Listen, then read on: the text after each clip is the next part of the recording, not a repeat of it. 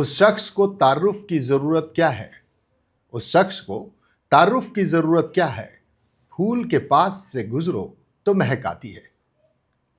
वैसे ही आज हमारे साथ एक ऐसे शख्स हैं जो कि जाने जाते हैं अपनी बेबाक अंदाज की पत्रकारिता के लिए, जो झारखंड की अगर पत्रकारिता की शुरुआत कही जाए, झारखंड राज्य बनने के बाद की या उससे पहले से भी झारखंड आंदोलन की भी जो पत्रकारिता की उन्होंने, उसको आज भी बच्चों को सिखाया जाता है, पढ़ाया जाता है और पत्रकारिता के क्षेत्र में नए लोग इनसे प्रेरणा लेते हैं। आज हमारे साथ हैं चंदन मिश्रा सर। बहुत बहुत स्वागत है द मिक्स बॉक्स में आपका सर। धन्यवाद कुमार जी, मुझे अच्छा लगा कि आपके साथ मैं हूँ आज और बातचीत करूँगा। चंदन सर, एक कहावत है कि चंदन का जो पेड़ होता है ना, उसके इर्द गिर्द बहुत सांप लिपटते हैं। तो आपके जीवन में भी जब आप पत्रकारिता कर रहे थे तो चंदन रूपी आप हैं, चंदन मिश्रा आपका नाम भी है, तो कितने सांप लिपटे आपके इर्द गिर्द, कितने सांप आए? आपने बड़ा दिलचस्प सवाल किया है कुमार जी। सही मायने में पूरी पत्रकारिता की जब हम अपना स्पेन देखते हैं, पूरी लाइफ देखते हैं, तो कई सांप लिपटे हैं जी, है ना चंदन के इस पेड़ पर। और आप सबों की शुभकामनाएं, ऊपर वाले का आशीर्वाद, गुरुजनों का, कि किसी सांप ने चंदन का तो नुकसान नहीं किया, लेकिन हमारे इर्द गिर्द रहने वालों का भी नुकसान नहीं हुआ। बिल्कुल। और बिल्कुल निर्भीक निर्विवाद रूप से अपना पूरी पत्रकारिता जीवन मैंने जिया है। उन सांपों का असर आप पर नहीं हुआ? हाँ, असर नहीं हुआ, बल्कि वो सांप कालांतर में उन्हीं को काफ़ी दूसरे ढंग से, या फिर पता नहीं चंदन का ज़्यादा असर पड़ा तो वो बेहोश होकर कहीं इर्द गिर्द पड़े हुए होंगे, पड़े रहे। लेकिन मैंने अनुभव किया कि मेरे अपने जीवन काल में, अपने पत्रकारिता के, मैं ऐसे किसी भी सांप से कभी भी परेशान नहीं हुआ। अच्छा सर, शुरू से शुरुआत करते हैं।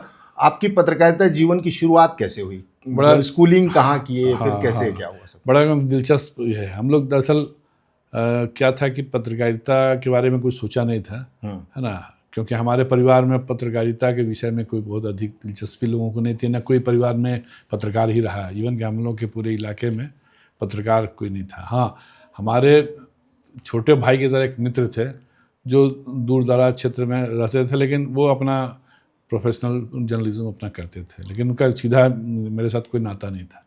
हम लोग तैयारी कर रहे थे कमीशन की, और पहले तो मैं चूँकि साइंस का विद्यार्थी था तो लंबे समय तक तैयारी किया, इंजीनियरिंग वगैरह की। उसके बाद कमीशन की तैयारी पे लग गए। साल क्या रहा होगा सर? ये मुझे लगता है कि 80s के आसपास था। 80s के दशक जी में। जी। उसके बाद हम लोगों ने देखा कि भाई चलो ठीक है, लिखने पढ़ने का शौक था ऐसे भी। बिल्कुल। उस समय यहाँ पे एक क्षेत्रीय अखबार रांची एक्सप्रेस काफ़ी बहुत पॉपुलर हुआ करता था। जी, जी। अखबार का मतलब ही लोग कहते थे। तो वहाँ पे जो एडिटर्स कॉलम था, लेटर टू एडिटर, वहाँ हम लोग कभी कभी किसी विषय पर लिखा करते थे। चूँकि यूनिवर्सिटी से जुड़े हुए थे तो यूनिवर्सिटी के बारे में मुझे अभी भी याद है कि एक बढ़िया हेडिंग लगी थी, हरि अनंत हरि कथा अनंता। यूनिवर्सिटी की पूरी कहानी हम लोगों ने, जो उस समय छात्र भुगत रहे थे, वो हम लोगों ने लिख भेजा था और काफ़ी छपा था, उसकी प्रशंसा हुई। तो हम लोग लेटर्स टू एडिटर में जब छपता था अपनी अपनी बात, जिस किसी की भी, बहुत लोग वहीं से पत्रकार बने, तो बड़ा गौरवान्वित महसूस करते थे। तो बायान बाद में छपने लगा तो खैर अलग बात है, लेकिन शुरुआत वहीं से हुई। और एक हमारे इलाके में बहुत पुराना अभी भी है वो जो स्थिति है, एक सांस्कृतिक संगम हुआ करता है। होली के 9 दिन के बाद डोल यात्रा लगता है ना। तो चूँकि बंगाल का थोड़ा सा प्रभाव है जिस इलाके में हम हैं। कौन से इलाके? ये हम रांची के बगल में ही टाटी सिलवे है, नामकुम प्रखंड के इलाके में। तो वहाँ पे जो पुराने जमींदार लोग थे तो उनके यहाँ बंगाली कल्ट का ज़्यादा प्रभाव था। तो वे लोग डोल यात्रा निकालते थे, तो पूजा वूजा करके भगवान कृष्ण की प्रतिमा रात में निकलती थी। तो उस पर मैंने एक आर्टिकल लिखा था, और उस समय दैनिक रांची एक्सप्रेस में बलबीर दत्त जी संपादक हुआ करते थे। तो उन्होंने आमंत्रित किया, तो उन्होंने कहा कि आप वहाँ का लिख भेजिए। तो मैंने लिखा, ले जाके लिफाफा में, उस समय तो हाँ हैंड रिटन होता था, है ना, कंप्यूटर का युग। कंप्यूटर तो सिर्फ जो कंपोजिटर होते थे वही लोग यूज़ करते थे, है ना, टेलीप्रिंटर। तो हमने लिख के भेजा, और संजोग बस वो जो स्टोरी थी पूरी की पूरी हाफ पेज में, एडिट पेज में छपी। रांची एक्सप्रेस जैसे अखबार में उस जमाने में अगर आपकी स्टोरी, जिनके संपादक भी वरिष्ठ पद्मश्री बलबीर, तो उन्होंने कहीं ना कहीं देखा होगा। और उस स्टोरी के छपने के बाद मुझे काफ़ी प्रशंसा मिली, कई लोगों ने मुझे बधाई दी। मैं खुद मैंने चकित था कि भाई वो स्टोरी की जगह वहाँ मिल गई मेरे लिए, तो बहुत बड़ी खुशनसीबी। मुझे लगता है कि ज़िंदगी की पहली स्टोरी थी मेरी, और उस स्टोरी के बाद कहते हैं ना कि एक आपको अंदर से जो भूख होती है ना पत्रकारिता की, वो जग गई। तो मैं कमीशन की तैयारी भी कर चल ही रहा था, लेकिन धीरे धीरे मेरा जो है इंटरेस्ट जगने लगा राइटिंग और राइटिंग पर। पत्रकारिता में आ गया। तो मैं ऐसे ही लिख के भेजा था। तो वहाँ पे एक मैंने वही बताया कि हमारे एक अनुज की तरह से जो वहाँ के स्टाफ रिपोर्टर भी थे और लीगल रिपोर्टिंग करते थे, ज्ञान प्रकाश पाठक, दिल्ली में फिर चले गए पत्रकारिता उन्होंने बहुत लंबे समय तक की, यहाँ भी उन्होंने किया और अच्छी अच्छी स्टोरी ब्रेक की थी उन्होंने। तो उन्होंने मुझे प्रेरित किया कि आप लिख के भेजते क्यों नहीं, आप लिखिए, आप लिखने पढ़ने का शौकीन है, तो आपकी एक स्टोरी तो तहलका मचा दी वो, ताकि आंचलिक पे था, लेकिन फिर भी मुझे लगता है कि कई लोगों ने, अच्छे साहित्यकारों ने मेरी प्रशंसा की थी। तो मेरे लिए उत्साह का था वातावरण कि भाई चलो ठीक है, लिखने पढ़ने से बड़ा लोग के बीच में पहचान बनती है। ये तो सर शुरुआती खुशी हुई, लेकिन सर एक बहुत मुश्किल फेज भी आया आपकी लाइफ में, आया ही होगा पत्रकार। हाँ बिल्कुल। तो क्या सबसे मुश्किल फेज रहा? देखिए हम लोग क्या था कि उस समय में, आज जैसे पत्रकारिता की शुरुआत करते हैं लड़के, तो शुरू में ही चाहते हैं कि कुछ बन जाए। हम लोगों ने 3-4 साल तक हम लोगों को रगड़ा गया एक तरह से कि हम लोग स्ट्रिंगर के तौर पे काम किए, दौड़ भाग लगी रहती थी, खूब मेहनत करते थे, पैसे उतने मिलते नहीं थे, है ना और खर्च भी होता था, आने जाने का वे अलग है उसके बाद, लेकिन एक पत्रकारिता का जो जोश था वो जोश था। सर एक मुश्किल फेज भी आया होगा, क्योंकि पत्रकारों के जीवन में अक्सर ये होता है, तो आपके जीवन का मुश्किल फेज कौन सा था? देखिए उसमें पत्रकारिता की जो शुरुआत होती है, तो अब के समय जैसे आज के पत्रकार बैठे ठाले, उनको ठीक ठाक पैसा मिल जाता है अगर उन्होंने ज्वाइन कर लिया किसी अच्छी कंपनी या अच्छे ब्रांड को उन्होंने ज्वाइन किया, या कोई बड़ा तो शुरुआती बड़े हाउस में, तो शुरुआती सैलरी भी अच्छी होती है। हम लोगों ने जब ज्वाइन किया था तो हमें लगता है कि हम लोग को बहुत कम पैसे तो पहले पत्रकारों को कम ही मिलते थे। आप 80 के दशक के आसपास, 90 के दशक के आसपास आप देखें तो पत्रकारों को पैसे बहुत अधिक अच्छे नहीं मिलते थे। बड़े हाउसेज भी बिल्कुल मैंने गिने चुने लोगों को पैसे देते थे, अच्छे पैसे, लेकिन नीचे के स्तर पे बहुत परेशानी होती थी। तो वो हम लोगों की जो शुरुआत थी 3-4 वर्षों की, बड़ा संघर्षशील रहा, है ना। काम को लेकर नहीं, ये कि भाई कैसे सर्वाइव करे आदमी, मान लीजिए पत्रकारिता ही करनी है तो पत्रकारिता को कैसे प्रोफेशन बनाए, है ना, कि भाई ये हमारा जीवन यापन हो सकता है, इससे नहीं हो सकता है, एक मन में शंका थी। और इधर हम लोग चूँकि कमीशन के एस्पिरेंट थे कि भाई तैयारी करो और कुछ अच्छा करो समाज में, कमीशन, स्टेट कमीशन निकालो, यूपीएससी का भी हम लोग तैयारी कर रहे थे। तो वो जो दौर था 3-4 वर्षों का, बड़ा संघर्षशील था, है ना। घर से पैसा लेना नहीं था, भाई आप नौकरी कर रहे हो तो आप करो, कैसे करते हो। और हम लोग उस समय क्षेत्रीय अखबारों की स्थिति, आर्थिक स्थिति इतनी थी कि बस किसी तरह पेट भरने लायक वो पैसा अपने रेगुलर स्टाफ को देते थे। हम लोग स्ट्रिंगर थे तो हम लोगों की गिनती थी नहीं। तो 3-4 वर्षों का जो समय था, हम लोग समझिए कि पूरी तरह रगड़ दिए गए, जिसको कहते हैं ना घर्षण होना एकदम।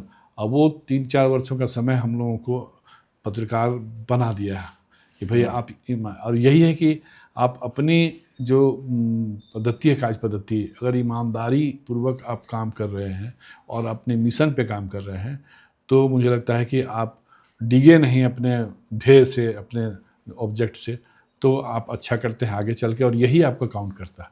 और वो जो पीरियड था, अच्छा इस दौरान मैं एक चीज़ और बता दूं, उस समय हम लोगों को कहा गया कि आप लोग पत्रकारिता का कोर्स भी कर लीजिए। अब सोचिए कि इधर पोस्ट ग्रेजुएशन करके आए, फिर पत्रकारिता का कोर्स हम लोगों ने, रांची यूनिवर्सिटी में नया नया खुला था, हम लोगों ने वहाँ एडमिशन कराया, पढ़ाई शुरू की, है ना। वो साल भर का कोर्स था पीजी डिप्लोमा का, तो हम लोगों ने वो भी कर लिया, लेकिन धन भी था, खर्चा होना, वहाँ पर कोई मरम्मत नहीं था चूँकि पैसा पूरा देना पड़ता था। तो वो जो 3-4 वर्षों का आरंभिक संघर्ष था, बहुत टफ था। और हम लोगों ने घर से बगैर सहायता लिए किसी तरह, हाँ, तो यही कि हम लोग का कोई चूँकि व्यसन नहीं था किसी तरह का, कोई अनावश्यक खर्च नहीं था, तो हम लोग सिर्फ कहते हैं ना कि ट्रेवल अलाउंस के रूप में जो भी पैसा मिलता था वो खर्च होता था। पिताजी के चूँकि घर में रहना है, घर में खाना पीना वही, तो वो परेशानी का दौर। लेकिन जब दूर हुआ, जब हम लोगों ने, हमें कंफर्म किया गया, और जब हम लोग स्टाफर हो गए उस ऑर्गेनाइजेशन में, तब हम लोग की थोड़ी जो जिंदगी स्टेबिलिटी हुई। ठीक है, उस समय के जो बेहतर हो सकता था वो बेहतर स्थिति में हम लोग। सर आजकल बड़ा मौजू ये हो चुका है और लोगों में मान्यता भी हो गई है कि पत्रकारिता बिक चुकी है। क्या ईमानदारी अभी भी बची है देखिए मैं आज के दौर की हाँ बात? बहुत आपने बहुत गंभीर सवाल किया है कुमार जी, क्योंकि पत्रकारिता बिक चुका है। इसको हम लोग बिकना तो नहीं कहेंगे, लेकिन कहीं ना कहीं गिरवी तो रख दिया है उन्होंने। ईमानदारी है अभी भी, और हालांकि ठीक है परसेंटेज घटा है। हम लोगों को याद है कि हमारे जो एडिटर थे उन्होंने स्पष्ट कहा था कि जब अगर आपको पत्रकारिता करनी है, पैसा कमाना हो, तो आप पत्रकारिता में मत आइए, आप कोई धंधा कर लीजिए, आप कारोबार कर लीजिए। जी। वो जो नसीहत हम लोग उस समय दी गई थी, हालांकि ठीक है कि बहुत विचलन हुआ, बहुत लोगों का विचलन हुआ इस प्रोफेशन मानने के बाद से, लेकिन कहते हैं ना कि आप नज़ीर तभी बनते हैं जब आप अपने पीछे कुछ अच्छी चीज़ें छोड़ जाते हैं। तो हम लोगों ने कहा कि ठीक है, हम लोगों ने पैसा कमाने का कभी भी जो भी मिलता था उसी से संतुष्ट रहना, और पत्रकारिता को पूरे ईमानदारी के साथ जीना, है ना, और सिर्फ अपने काम से प्यार रखना। ये चीज़ हम लोगों ने अपने पूरे 37 साल का जो मेरा पत्रकारिता का स्पेन रहा, पूरा कार्यकाल रहा, इसमें कभी भी आप चूँकि यहीं के हैं, आप लगता है कि जन्म कर्म यहीं आपका हुआ, आपके पिताजी भी यहीं पे उन्होंने पूरे लंबा जीवन जिया है। तो आज भी कहीं ऐसा आपको कोई नमूना उदाहरण नहीं मिलेगा जो कह दे कि फलाने जी ने इस तरह का कोई ऑब्लिगेशन मैं लिया हो, और ईमानदारी से कॉलर खड़ा करके पत्रकारिता की है। मैंने कहता है ना कि दबंगई वाली पत्रकारिता, तो इस सेंस पे कि हमने सच लिखा है, ठोक के लिखा है। और जब भी किया पत्रकारिता में, जिस क्षेत्र में मैं पहुंचा, रीजनल अखबार हो या नेशनल अखबार हो, उन अखबारों में काम किया और पूरी ईमानदारी, पूरी शिद्दत के साथ काम किया। सर, एक फेज था जब झारखंड आंदोलन चल रहा था, उस वक्त आप जर्नलिज्म कर रहे थे और बहुत ही मुखर तरीके से कर रहे थे। हम सब आपको पढ़ते थे, अखबारों में भी पढ़ते थे। और इसके बाद का एक फेज़ आया जब झारखंड का निर्माण हो गया। तो इन दोनों फेज में आपने झारखंड को कैसे देखा बदलते हुए, और क्या थी वो कहानी झारखंड आंदोलन की, और क्यों मिला हमें झारखंड, कैसे मिला हमें झारखंड? हालांकि इसकी एक लंबी कथा होगी, उस पर हम लोग विस्तार से कभी चर्चा करें, लेकिन मैं आपको खाली इतनी बात बता दूं कि झारखंड बनने के पहले का फेज और झारखंड बनने के बाद का फेज दोनों हम लोगों ने देखा, पत्रकारिता के दृष्टिकोण से देखा, और हम लोगों ने उसे जिया भी। हम लोगों ने शिबू सोरेन जी को देखा था। सच में शिबू सोरेन गुरुजी ने जो संघर्ष किया, या फिर झारखंड आंदोलन के लिए जितने लोग सड़क पर उतरे, आंदोलन किया, और हमें याद है अभी भी कि जब जिस दिन इनकी गिरफ्तारी हुई थी किसी मामले पर लेकर, उसके बाद से जब लोग सड़क पर उतरे तो लगा कि साहब यहाँ पे हर व्यक्ति जो चाहता था कि अलग राज्य बने, उसके लिए जीने मरने का उसूल था। और लोगों ने ढंग के, मैं उस इलाके से, मेरा ननिहाल है वो धनबाद के इलाके से है, जहाँ पे गुरुजी का कार्य क्षेत्र है, टुंडी जो खास करके, हाँ, जहाँ पे गुरुजी ने प्रारंभिक अपना जो राजनीतिक कहते हैं सामाजिक बदलाव वाला जो काम किया था, तो उन्होंने टुंडी से किया। हम लोगों ने देखा था, उस समय हम लोग स्कूल के स्टूडेंट थे, और वो उस जमाने में जब गुरुजी की डुडुगी पिटती थी तो पूरे के पूरे आदिवासी समुदाय, जनजातीय समुदाय के लोग निकल के एकदम बिल्कुल के पीछे चल पड़ते थे। और जो सुदखोर थे, जो ये इस तरह के समाज के ऐसे लोग जो समाज के शोषक वर्ग थे, उनके खिलाफ गुरुजी का जो आंदोलन था वहीं उनकी शुरुआत थी। तो कैसे धीरे धीरे बात आगे बढ़ी और लोग इनके साथ जुड़ते गए। हर क्षेत्र में, झारखंड का दक्षिण बिहार का जो इलाका था उसमें सभी दल के बाद में लोग आ गए। फिर इन लोगों ने रिजोल्यूशन लिया, फिर कांग्रेस पार्टी, भारतीय जनता पार्टी हो, या फिर आपको झारखंड मुक्ति मोर्चा तो इसमें थी, उसके पहले जो आपको झारखंड पार्टी थी, उन लोगों का मैंने कहते हैं कि हर दल का योगदान रहा, और हर दल में हर समाज के लोगों का योगदान रहा। आदिवासी जितने मुखर रहे उतना ही मुखर गैर आदिवासी भी रहे, जिसको सदान कहते हैं।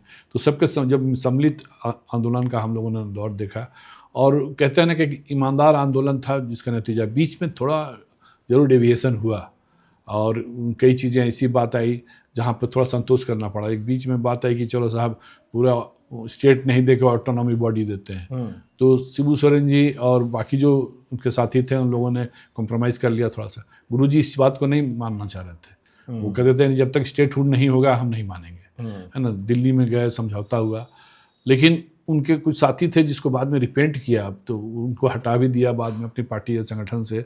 आंदोलन के वे ऐसे लोग, कुछ विध्वंसकारी लोग भी थे जिनको शिबू सोरेन जैसे लोग नहीं मानते थे उनको, लेकिन जो कहते हैं ना कि विचलन करना, डिबेट करना पूरे आंदोलन को, वो किया। लेकिन अंततोगत्वा ये आंदोलन आगे बढ़ा, फिर इधर भारतीय जनता पार्टी के केंद्र में सरकार बनी, तो आंदोलन का ही दबाव था, जन दबाव था जो अलग राज्य के लिए फॉर्मेशन का। अब अलग राज्य तो बन गया, लेकिन अलग राज्य के समय जो सपना था, हम लोग तो रात भर जगे जिस दिन यहाँ पे सत्ता परिवर्तन हो रहा था, स्टेट बन रहा था, तो रात भर 14 नवंबर 2000 की वो रात अभी भी आंखों के सामने है। और कैसे यहाँ पे ओथ लिया जा रहा था गवर्नर हाउस में, और उसके बाद से जो इस दृश्य बदला, तो जितनी उम्मीदें थी शुरुआती तौर पे, मुझे लगा कि सब कुछ थोड़ा परिवर्तन का किरण दिखाई पड़ी किसी कोने से, लेकिन धीरे धीरे वो विलुप्त होती गई। और जो अनस्टेबिलिटी हुई, जिसको कहते हैं राजनीतिक अस्थिरता का दौर, पता नहीं कौन सा मुहूर्त था कि एक लंबे कालखंड तक, हमें लगता है कि एक दशक तक 12-14 साल तक झारखंड को फिर स्थिरता नहीं मिली। तकरीबन 7 से 8 मुख्यमंत्री बदल गए बिल्कुल पिछले 10-12 सालों में झारखंड बन हाँ, आप देखें तो 2014 के बाद से ही स्थिति थोड़ी बदली, थोड़ी सी स्टेबल। रघुवर दास ने अपने पूरे किए 5 साल, हाँ, और फिर हेमंत सोरेन जी कर रहे हैं। तो वो पीरियड जो था, तो वहाँ कुर्सी बचाने, सत्ता बचाने और सत्ता गिराने का खेल चलता रहा। एक सर सवाल यही बनता है कि जब इस तरह के घटनाक्रम होते हैं किसी राज्य में, तो पत्रकारिता बड़ी मजेदार हो जाती है, या यूं कहें आपको कंटेंट अच्छा मिलने लगता है। एक किस्सा बड़ा सत्ता के गलियारों में या उस समय के अखबारों में मशहूर था कि जब बाबूलाल मरांडी का जो सत्ता परिवर्तन हुआ, उस वक्त उनको जब मुख्यमंत्री पद से हटाया गया, तो उसमें इंदर सिंह नामधारी का एक बड़ा रोल था। बिल्कुल, तो बिल्कुल। वो क्या था पूरा मामला? अगर देखिए, दरअसल है क्या कि राजनीति में वो घटनाक्रम बड़ा विचित्र था, और चूंकि हम लोग उस समय रिपोर्टिंग का जो आलम था, आज की रिपोर्टिंग नहीं थी, हम लोग एकदम बिल्कुल मौके पर जाते थे। और एक दिन में अगर हम लोग को एक जगह पे 4 बार जाना है, तो हम लोग 4 बार जाते थे जी, है ना। हमें याद है घटना कि जब सत्ता परिवर्तन हो रहा था, तो बहुत कई बड़े नेताओं के मन में इच्छाएं, दमित इच्छाएं जागृत हो गई, है ना, कि कैसे हम कुर्सी पर बैठें। और नामधारी जी भले कहें ना कहें, लेकिन सच्चाई यही थी कि नामधारी जी की इच्छा थी कि एक बार मुझे कुर्सी मिलनी चाहिए थी, योग्य पात्र मैं ही हूँ, ये उनके मन में था। जब यहाँ पे विपक्ष ने इनके खिलाफ एक तरह हल्ला बोल कर दिया बाबूलाल मरांडी जी को, थोड़ा दल के अंदर की भी कहानी अलग है, वो कभी बैठेंगे अस्थिर से तो इस पूरे प्रकरण पर चर्चा करें। लेकिन उस प्रकरण में सबसे महत्वपूर्ण ये रहा कि नामधारी जी को लगा कि मुझे लोग नेता बना दें, है ना, और मैं कुर्सी पर बैठूंगा। इसीलिए जो डिफेक्शन हुआ 7 लोगों का एंटी डिफेक्ट, वो सीधे तौर पे 7 जो मंत्री थे, विधायक थे, वो बजट सत्र चल रहा था, मार्च का महीना था, 2003 की बात मैं बता रहा हूँ, है ना। और उसमें क्या हुआ कि वे 7 मंत्री, इसमें समरेश सिंह वगैरह सब थे, वो पाला बदल के विपक्ष में जाके बैठ गए, और उसके बाद माइनॉरिटी में गवर्नमेंट आ गई, हल्ला हंगामा हो गया। चूँकि ये सब कुछ पहले से तय था, ये ड्रामा की तरह था, पॉलिटिकल ड्रामा था। उस ड्रामे में जो पात्र थे, उसमें प्रमुख पात्र बाबूलाल मरांडी थे, जो उनको टारगेट किया हुआ था लोगों ने, और नामधारी जी मुख्य खिलाड़ी थे। नामधारी जी की इच्छा थी कि भाई बस मुझे, उनको लोगों ने कहा भी था कि आप उनकी सरकार गिरवाइए, आपको हम लोग मुख्यमंत्री बनाएंगे। तो मैं जब उनके पास गया, मुझे याद है कि एक स्टोरी मैंने ब्रेक की थी कि मैं पूछा कि भाई क्या चल रहा है, तो उन्होंने कहा कि आप लिखना चाहते हो? तो हाँ। तो वो अपने जो उनका कार्यालय कक्षा कांके रोड में जो आवासीय कार्यालय है, उसके एंटी रूम में ले गए और बोले कि आप लिखो। उन्होंने कहा कि मेरे पैरों में घुंघरू बंधा दो। तो वो एक हेडिंग चली थी जो काफ़ी पॉपुलर रही, है ना, हाँ, कि मेरे पैरों में घुंघरू बंधा दो तो फिर मेरी चाल देख लो।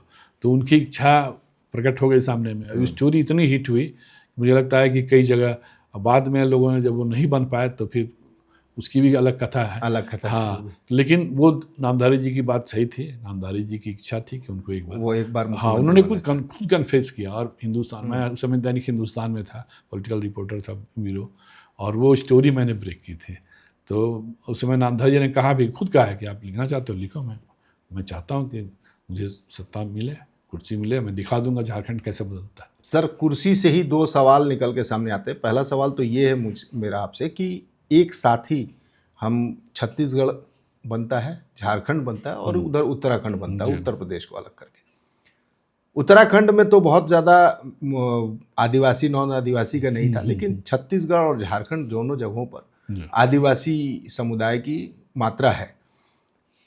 छत्तीसगढ़ में कभी इस तरह की डिमांड नहीं हुई कि आदिवासी मुख्यमंत्री होना चाहिए, लेकिन झारखंड को ये हमेशा से टैग दिया गया और हमको लगता है रघुवर दास तक जितने भी मुख्यमंत्री बने वो आदिवासी समाज से ही आए। तो इसके पीछे क्या लॉजिक था? ये आदिवासी वोट बैंक को साधने की कोशिश थी दोनों पार्टियों की तरफ से, या क्या कारण था? देखिए, ये मैं दलों को दोष नहीं देता हूँ। मुझे याद है कि 14 नवंबर के दिन का समय था 2000 में, और हम सब लोग वेट कर रहे थे कि एयरपोर्ट पे थे हम लोग, करीब 7-8 पत्रकार वहीं बैठे हुए थे। नेताओं का आने का दौर चल रहा था, सिलसिला जारी था। और उसके बाद हम लोग को सूचना मिली कि लालू प्रसाद जी भी आ रहे हैं बिहार से। उनके साथ शिवानंद तिवारी थे। जब एयरपोर्ट पे उतरे वो, तो उनकी ही डिमांड थी कि मुख्यमंत्री बने तो आदिवासी बने। लालू जी का ये बीज रोपा हुआ है ना, कोई दलों ने अपने ढंग से तय नहीं किया, ये उन्हीं का बीजारोपण था। तो जब बैठ के पत्रकारों से बात कर रहे थे एयरपोर्ट पे, तो हम लोगों ने पूछा भी, उन्होंने कहा कि देखो बाबूलाल मरांडी को, मैंने सवाल किया था कि भाई बाद में काउंटर क्वेश्चन किया था, उन्होंने कहा कि देखो बाबूलाल मरांडी को बना रहे हैं लोग, कड़िया मुंडा को बनाना चाहिए था। वहाँ भी उन्होंने डिफरेंसेस पैदा करने की कोशिश की थी। तो मैंने कहा कि भाई बाबूलाल मरांडी बने या कड़िया मुंडा, दोनों आदिवासी। नहीं समझते हो ब्रदर, बाबूलाल मरांडी को माफिया लोग घेर लेगा बाद में, कड़िया जी बहुत स्ट्रिक्ट आदमी हैं, ईमानदार हैं, और उनको कुछ ऐसा नहीं कर सकता। ब्रदर आप लोग को, हम लोग को क्या है, हम लोग तो देखना है, जो देखेंगे वही लिखेंगे। तो देखने से नहीं काम चलेगा ब्रदर, लिखना पड़ेगा, जो फैक्ट है वो दिखना पड़ेगा। तो लालू जी का फोरसाइटेडनेस तो अलग था, लेकिन बात फैक्ट थी कि लालू जी ने ही कहा था कि आदिवासी ही बनना चाहिए। तो उन्होंने, कहता है ना कि जब लॉर्ड माउंटबेटन जब चले गए तो भारत के बंटवारा करके, तो उन्होंने जो कह दिया कि जो बीज बो दिया वो बस आज भी हम लोग सब लोग झेल रहा है। तो ये लालू जी का दिया हुआ है, अदरवाइज किसी पार्टी के अंदर भी चर्चा नहीं थी। अच्छा, शिबू सोरेन स्वाभाविक अपने को मानते थे कि हम झामुमो के लीडर हैं, हम आंदोलनकारी हैं, मुझे सत्ता मिलनी चाहिए, है ना। उनकी इच्छा पर भी किसी को कोई उज्र नहीं था, लेकिन पास बहुमत नहीं था, क्योंकि जिस पार्टी से जुड़े थे, जिन लोगों के साथ थे, उनके पास बहुमत नहीं था। बहुमत भारतीय जनता पार्टी के साथ थी, इनके साथ बाकी छोटे दल मिले हुए थे। तो इस लिहाज से आप देखें तो बाबूलाल मरांडी उस समय बनाए गए भाजपा के वनांचल के अध्यक्ष थे। लगातार 5 साल तक अध्यक्ष रहे।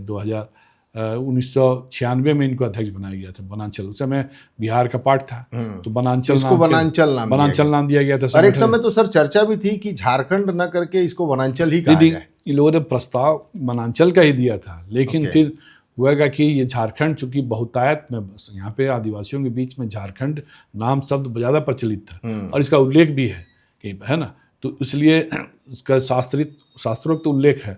इसलिए उस दृष्टिकोण से फिर वनांचल को विलोपित करके इन लोगों ने झारखंड को रखा। उसी ढंग से उत्तरांचल रखा था नाम, वहाँ उत्तराखंड उसको उत्तराखंड। हाँ, तो इसलिए झारखंड रखा, चूँकि अधिकतर जो जनजातीय समाज के लोग थे, झारखंड से थोड़ा आत्मीयता ज़्यादा थी, इस शब्द का एक्सेप्टेंस ज़्यादा थी, इसीलिए इसे लोगों ने रखा और ये झारखंड बना।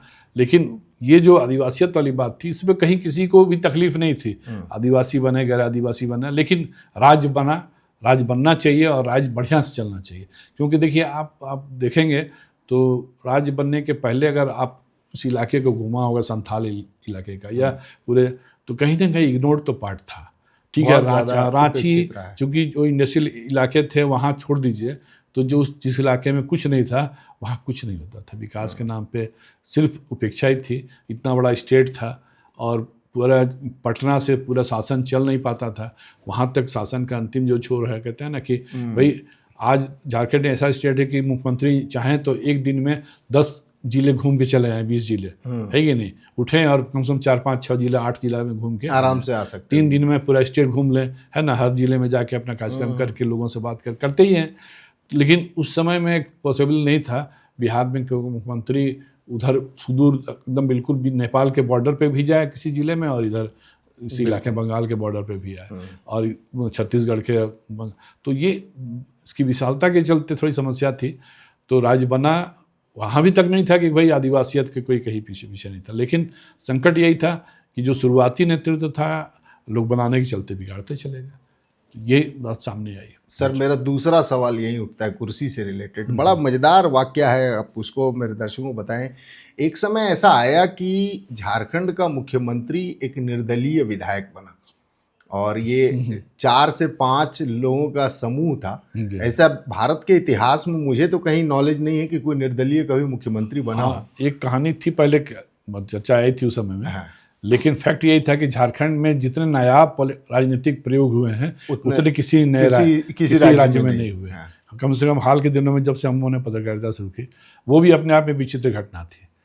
अब उसको आप थोड़ा मैं विस्तार दूंगा, एकदम सर, पूरा है ना। तो समस्या क्या थी कि उस समय ईगोइस्ट, देखिए पॉलिटिशियंस क्या है कि जैसे ही सत्ता मिलती है तो थोड़ा दिल दिमाग बदल जाता है लोगों का। 2005 की बात थी। 2005 में जब सत्ता परिवर्तन हुआ तो पहले तो क्या कहते हैं, यूपीए की सरकार बनी, शिबू सोरेन जी मुख्यमंत्री बना दिए गए, सैयद शिफ्ते जी उस समय राज्यपाल थे।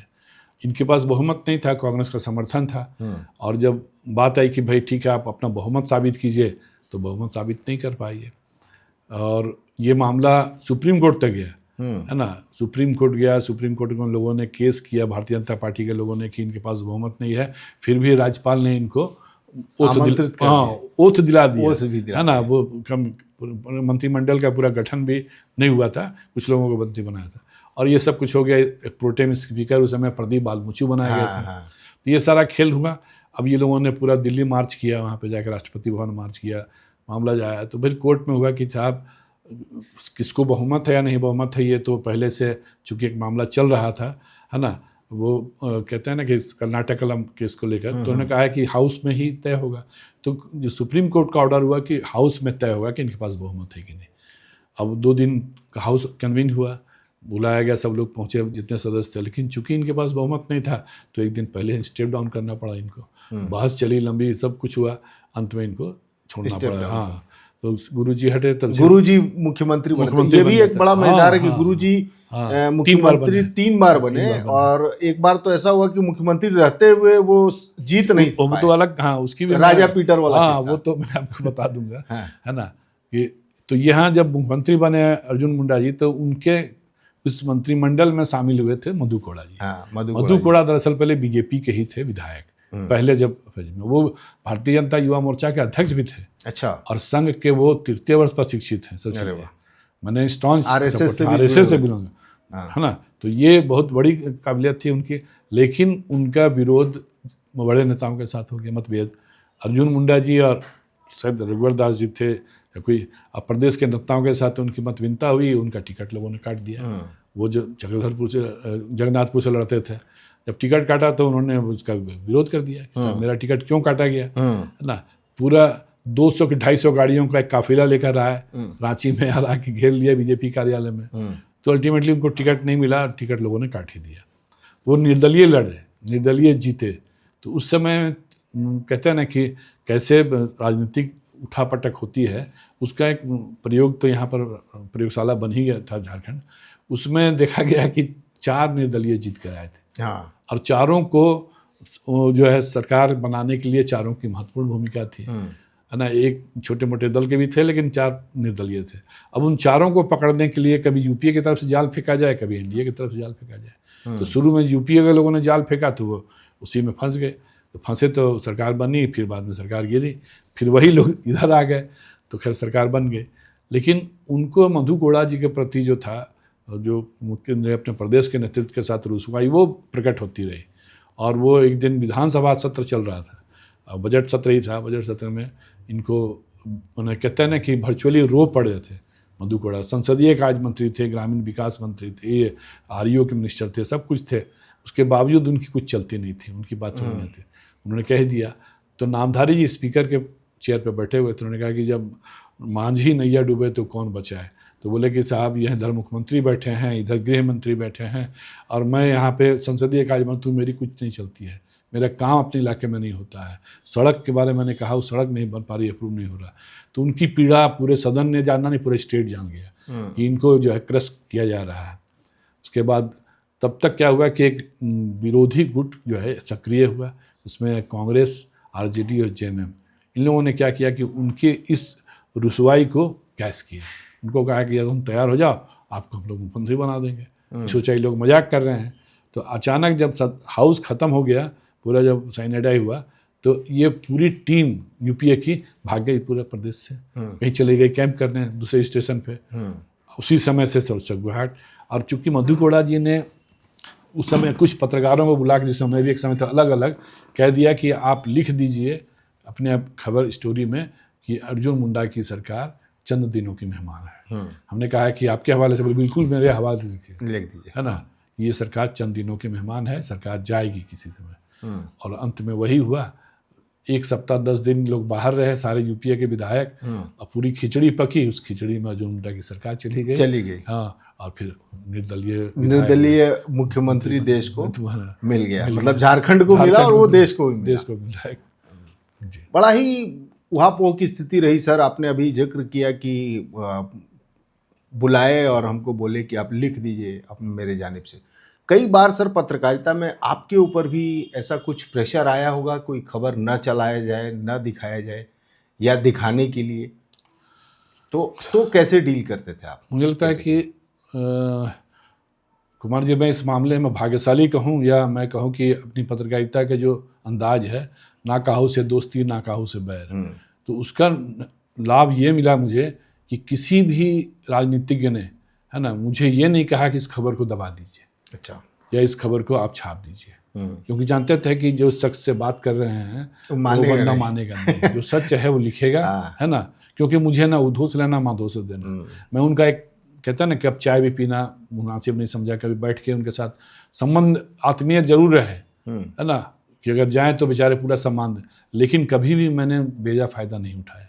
उसका नतीजा ये हुआ कि मैं भले कष्ट में रह लूँगा, लेकिन मैं अपनी पत्रकारिता कलम के साथ कोई समझौता नहीं करूँगा। हाँ, एक मुझे याद है कि क्षेत्रीय पत्रकारिता में कर रहा था रांची एक्सप्रेस में, उस समय एक कंपनी की, पब्लिक सेक्टर कंपनी के एक किसी विषय पर मैं लिख रहा था, बड़े अधिकारी पर, तो वहाँ पर थोड़ा सा हमारे अपने अखबार के दफ्तर के कुछ लोग थे जिनका प्रेशर था कि खबर को ना छापी जाए, है ना, वो बेचैन थे। मैं पहली बार देखा, मुझे लगा कि इस तरह क्यों हो रहा है, तो मुझे कन्विंस करने की कोशिश किया कि इस खबर को छापने से कोई फ़ायदा है नहीं, लेकिन मैं जान रहा था इस खबर को छापने से बड़ी संख्या में लोगों को लाभ होने वाला है। लेकिन चूंकि उनका कुछ व्यक्तिगत संबंध रहा होगा, मैं नाम किसी का नहीं बताऊंगा, बताना भी नहीं चाहिए, लेकिन उसका नतीजा ये हुआ कि मैंने खबर, उनके विरोध के बावजूद मैंने संपादक को कन्विंस किया, वो खबर छपी, और खबर छपी तो उसका असर हुआ। उस समय खबरों का असर हुआ करता था सच मायने में, क्योंकि आप सत्य लिखते थे, और कहते हैं ना समाचार क्या है, जो सत्य है, सत्य की प्रतीति कराना ही समाचार है ना। तो वो हम लोगों ने हमने खबर लिखी, मैंने संपादक के पास फाइल कर दी। हालांकि हमारे सीनियर मुझसे काफ़ी नाराज़ रहे, 3-4 दिन उन्होंने मेरे से बात नहीं की, मुझे इग्नोर किया, लेकिन मैं उसकी चिंता नहीं कर, वो खबर छपी है, उसका असर ये हुआ कि जहाँ की खबर थी वहाँ व्यवस्था बदली। अदरवाइज मैं अपने पूरे लाइफ में कम से कम पॉलिटिकल खबरों के मामले में कोई बड़ी खबर भी छापा, ब्रेक किया। अच्छा, आपके विश्वास के कारण खबरें भी मिलती हैं। मदन कोड़ा जी जब अपना वो ये अभियान छेड़ रहे थे सरकार के खिलाफ में, तो उन्होंने सबको नहीं बुलाया, उन्होंने 2 या 1 पत्रकार को ही बुलाया जिन पर वो विश्वास कर सकते थे, और उतना ही नहीं किया। जिस इलाके में वो लोग रहते थे वहाँ से सूचनाएं भी भेजते थे कि हम लोग अब ये स्टेप होने जा रहा है, ये स्टेप, और खबरें हम करते हैं। ये तो शुरुआती मैंने राज्य बनने के समय से ही मुझे, मैं पहला कहते हैं ना संवाददाता था, एक तरह से अपना रिपोर्टर था, जिसको हमने खबर छापी थी, ब्रेक की थी, कौन यहाँ का मुख्य सचिव होगा और कौन यहाँ का डीजीपी बनेगा और मुख्यमंत्री बनने कौन जा रहा है। कोई और हवा में दूसरी बात चल रही है और मैं बता रहा हूँ कि फलाने जी बनेंगे। जब बाबूलाल मरांडी जब बदल रहे थे तो बहुत हवा तेरी अचानक उस समय खबर। अब तुम चूँकि इतने छोटे छोटे कहते हैं ना सोशल मीडिया आने के बाद या जो छोटे पत्रकारों की बाढ़ आ गई है, मैं कहूँगी उस समय एक खबर चली कि नहीं कड़िया मुंडा जी आ रहे हैं स्पेशल फ्लाइट से और वो ही पोस्ट लेंगे। मैंने लिख के दिया, अपने संपादक तक को कहा कि कड़िया जी नहीं बनने जा रहे, बनेंगे तो अर्जुन मुंडा बनेंगे। बोले नहीं आपको नहीं पता, आपको जानकारी नहीं है। हमने कहा कि आप लिख लीजिए, है ना, ये कड़िया मुंडा जी नहीं आ रहे हैं, ना दिल्ली से चले हैं ना चलेंगे, यहाँ अर्जुन मुंडा जी बनेंगे। अच्छा सर, ये जो सूत्र की बात कही जाती है, बड़ा चर्चा होता है इस पर कि ये आपके जो सूत्र होते हैं, सूत्रों के हवाले से बहुत सारी खबरें आती हैं, खास करके हमने देखा है टेलीविज़न पे ब्रेकिंग न्यूज़ में। तो ये सूत्र होते कौन हैं और कैसे वो आपसे कनेक्टेड रहते हैं? देखिए या एग्जाम्पल आप दे सकें तो कुछ। देखिए सूत्र तो आपके वही होते हैं जहां आप जो खबरों की जहां से आपको आमद होती है ना। उसमें 2 पक्ष होता है, एक जो खबर छपवाना चाहता है, जो खबर नहीं छपवाना चाहता है ना। तो जो खबर छपवाना चाहता है वो भी आपको सूचना देता है, जो खबर दबावाना चाहता है वो भी ये चाहता है कि भाई इस तरह की बात है, लेकिन इसको छापिएगा नहीं। तो वो सूत्र आपके कोई काम लायक नहीं है। वही सूत्र आपके काम लायक है जो आपको सूचना देता है, लेकिन प्रमाणिक सूचना देता है। लेकिन ये तब संभव है, अब तो सूत्रों का क्या कितनी सेंटिटी रह गई है और कितनी उनकी प्रमाणिकता है, इसके बारे में मैं कोई चुनौती नहीं दूंगा।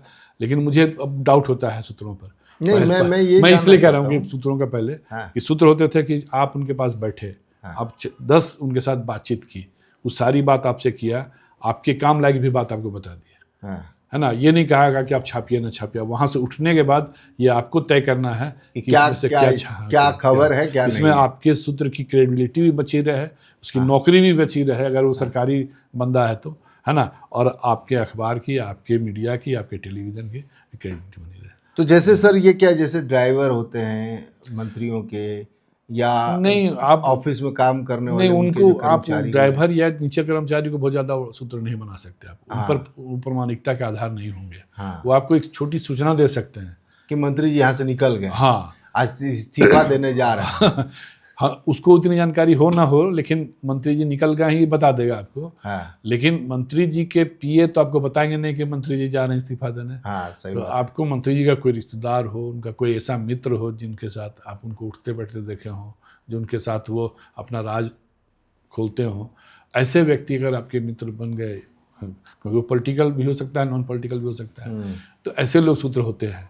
लेकिन मैं पहले के सूत्रों को ज़्यादा प्रमाणिक इसलिए मानता हूँ कि वो आप पर, कुमार संभव जी को मैं इसलिए मानता हूँ कि कुमार संभव जी को उतनी ही बात छापते हैं जितने मुझे कोई हानि नहीं है। हाँ, है ना। तो कोई एक खबर, कहते हैं ना लोग, नेगेटिव और पॉजिटिव, तो नेगेटिव पॉजिटिव खबरें नहीं होती है। होती क्या है, किसी के लिए नेगेटिव हो सकती है, किसी के लिए पॉजिटिव। खबर तो खबर है। आप आम पाठकों के लिए, आम दर्शकों के लिए क्या परोसते हैं, बहुसंख्यक लोगों के लिए यही न्यूज़ है। सर, आपने छोटे सोशल मीडिया जो आजकल आ गया है, जो गांव खेड़े के लड़के या बच्चे जिसको हम कह सकते हैं, जिन्होंने कभी पत्रकारिता की कोई डिग्री नहीं ली, एक मोबाइल फ़ोन उन्होंने अच्छा सा ले लिया है और इसके बाद वो घूम घूम के जो सो कॉल्ड पत्रकारिता कर रहे हैं, उन पर आपकी क्या राय है? देखिए, ये मुझे लगता है कि बहुत एक समस्या मूलक युग है और इसी पत्रकारिता को मैं अच्छा नहीं मानता। क्योंकि देखिए, कहीं ना कहीं अकाउंटेबिलिटी होनी चाहिए।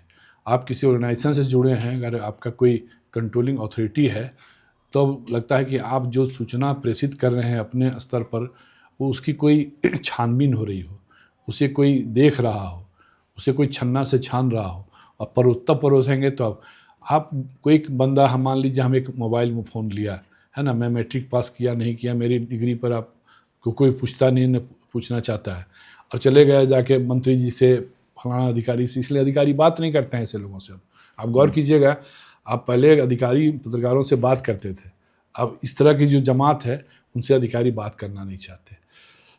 तो मंत्री वगैरह या नेताओं का तब है कि भाई उनको दिखना चाहिए चेहरा, तो बात तो करते हैं। लेकिन समस्या यही है कि उनकी खबरों की प्रमाणिकता की कोई जांच नहीं होती, कोई पड़ताल नहीं होती। वो कितने प्रमाणिक बातें परोस रहे हैं। इसलिए जो खबरों की बाढ़ आती है, इस तरह के जो सोशल मीडिया में चल रही है बातें या खबरें आती हैं, वो बहुत प्रमाणिक नहीं मानी जाती है। और ख़ास करके आपदा के समय में भी देखा गया कि कई चीज़ें गड़बड़ चली। बाद में भी, अभी भी पत्रकारिता के दौर पे, कि कुछ भी चला लेना, कि किसी के बारे में कुछ भी लिख देना, बता देना, ये पत्रकारिता नहीं है। है ना। आप प्रिंट मीडिया हैं, चाहे आप किसी बढ़िया चैनल से आप जुड़े हुए हैं, तो आपकी बातों की प्रमाणिकता तभी होती है कि जब आप क्रॉस क्वेश्चन भी करते हैं। आपने किसी पर आरोप लगाया तो सामने वाले से पूछते भी हैं कि साहब आप पर यह आरोप है, आपका क्या कहना है। अब कहाँ ऐसा पूछा जाता है? ऐसा नहीं पूछा जाता। सर, एक चीज़ और आया है सामने, देखा गया है कि जो हम मोबाइल पर स्क्रॉल कर रहे होते हैं, ज़्यादातर मैं खबरें देखता हूँ उस पर, तो खबर की हेडलाइन इस तरीके से होती है कि एक बहुत बड़े खिलाड़ी ने की आईपीएल से पहले आत्महत्या, पूरा चेन्नई सुपर किंग्स शोक में ग्रस्त।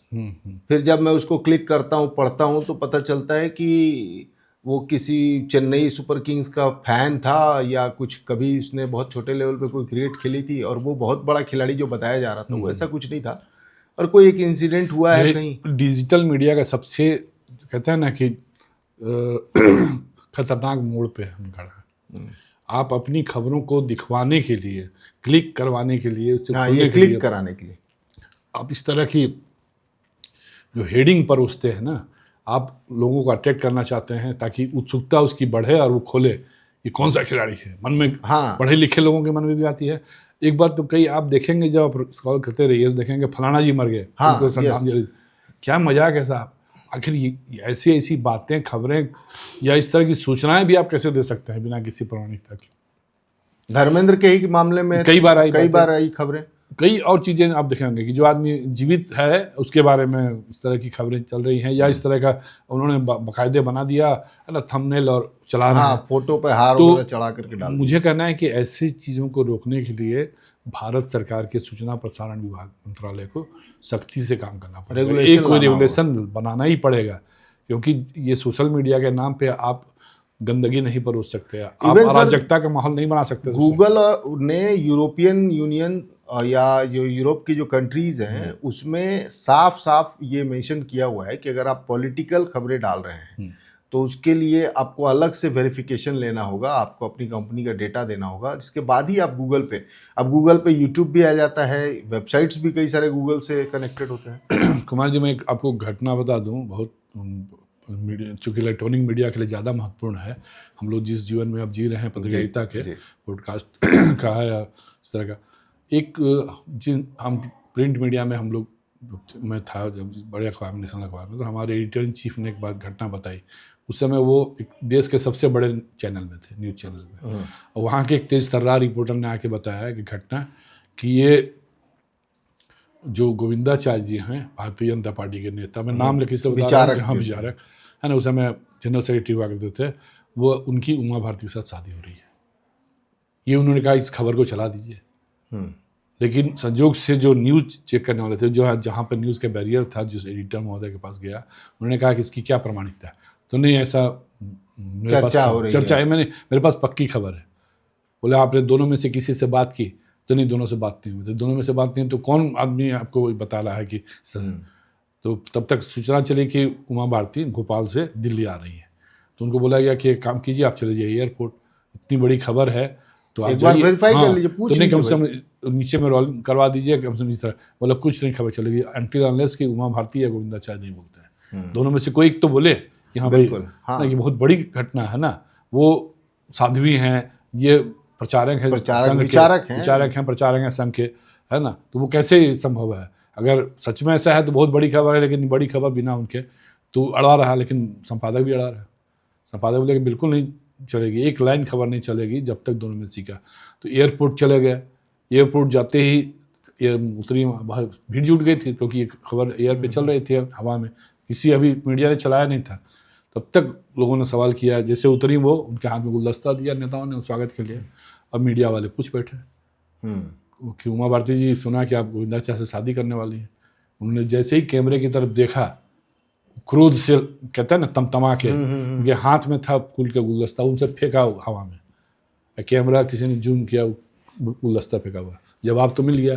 फिर जब उसके बाद जब सामने लोगों ने बात की तो उन्होंने कहा कि किस बददिमाग बदतमीज़ व्यक्ति ने इस तरह की बात उड़ाई। बिल्कुल। तो ये बैरियर होना बेहद ज़रूरी है पत्रकारिता के क्षेत्र में। और सर, आप भी से अगर अगले 5 साल या 10 साल की पत्रकारिता अगर आप देखते हैं, तो जिस तरीके से अभी जैसे अमेरिका और ईरान के बीच में भी युद्ध चल रहा है, वहाँ से जो खबरें आ रही हैं मीडिया के हाउसेज में, और मीडिया हाउसेज के अलावा जो बहुत सारे जर्नलिस्ट या फिर लोग अपने विश्लेषण दे रहे हैं, उस पर आपकी क्या राय है? देखिए कुमार जी, मैं मानता हूँ कि पत्रकारिता का दौर खत्म नहीं होगा, पत्रकारिता आने वाले दिनों में भी रहेगी।